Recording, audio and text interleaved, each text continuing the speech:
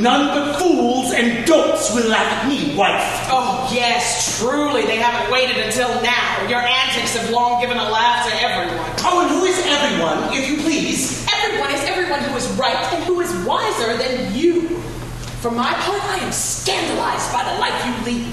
I hardly recognize our house anymore. And one would think it was the beginning of Carnival here every day. And beginning early in the morning, just so no one forgets.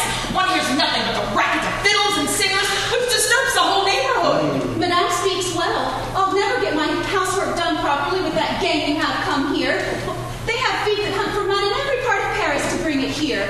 And poor Françoise almost has her teeth on the floor scrubbing the boards that your fine masters come to dirty up every day. What? Nicole, our servant? You have quite a tongue for a peasant. Nicole is right, and she has more sense than you do. I'd like to know what it is you think you're going to do with a dancing master at your age. And with a hulking fencing master who comes in stamping his feet, shaking the whole house, and tearing up all the floorboards in our drawing room. Oh, quiet, both servant and wife. Learning to dance for a time when you'll have no legs to dance on. Do you wish to kill someone? Oh, quiet, I tell you! You are both ignorant creatures, and you don't see the advantages of all this. You should instead be thinking of marrying off your daughter who is of an age to be provided for. I'll think of marrying off my daughter when a suitable match comes along. And now I want to learn about fine things. I heard said, madame, that today you took on a philosophy master to thicken the soup. Very well. I have wished to have wit and wisdom and to reason about things with decent people. You don't intend one of these days to go to school and have yourself whipped at your age. Why not? Were I not whipped right now in front of everyone if I only knew what they learn in school? Yes, my faith, that would put you into better shape. Without doubt. And all of this is very important to the management of your house. Assuredly. Oh, you both talk like beasts and I'm ashamed of you. For example, do you know what it is that we are saying now? Well, I know that what I'm saying is well said and that you ought to consider living in another way. That's not what I'm talking about. I'm asking, do you know what the words are that you are saying? They are words that are sensible, and your conduct is scarcely so. I'm not talking about that. What is it that I'm speaking to you this minute? Nonsense. No. What is it? The language that I'm speaking, what is it called? It's called whatever you want. It's prose, you ignorant creature. Prose. Yes, prose. Everything is prose that is not verse, and everything is verse that is not prose. That is what it is to study.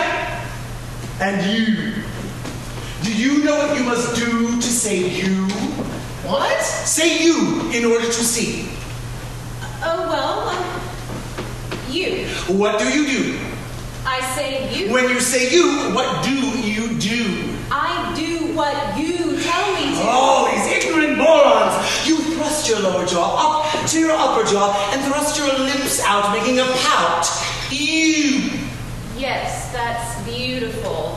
Ooh, how admirable. Oh, but it's nothing if you've seen A-E-I. Oh, what is all this rigmarole? What does all of this do for us? Oh, it enrages me to see these ignorant women. Oh, go on. You ought to send all of these people packing with their foolishness. And above all, that great gawk of a fencing master who ruins all of my work with dust. Well, since this fencing master seems to get under your skin, let's see how impertinent you are. There. Demonstration. Line of the body.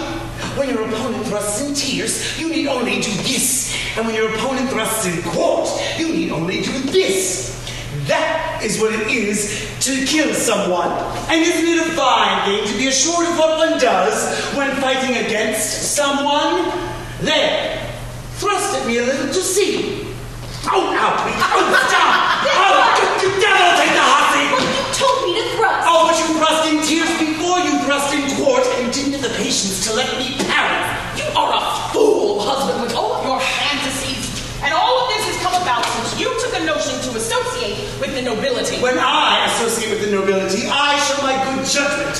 And that's a lot better than associating with your shopkeepers. Oh, yes, truly. There's so much to gain by consorting with your nobles. And you did so well with your fine count that you were so taken with. Peace! Think about what you say. You know very well, wife, that you do not know who you are talking about when you talk about him.